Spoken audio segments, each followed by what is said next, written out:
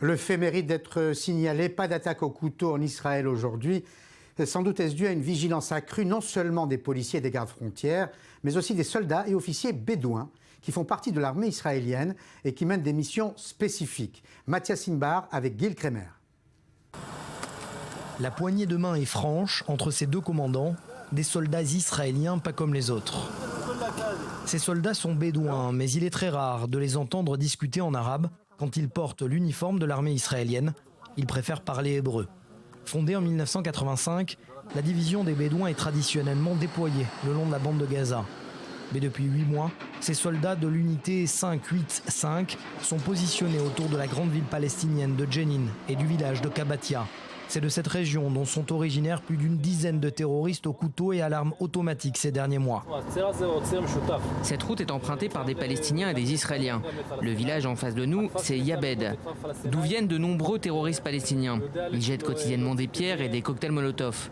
Notre but, c'est de protéger les citoyens israéliens de toute tentative d'attaque. Là, si on prend à droite, on rentre dans Jenin. Quelques secondes plus tard, l'alerte est lancée.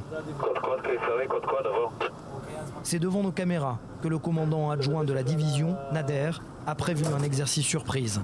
L'incursion de 3 terroristes palestiniens en Israël via la barrière de sécurité. C'est là qu'interviennent les fameux pisteurs, la spécialité de cette division bédouine. On les appelle les Indiens du Proche-Orient.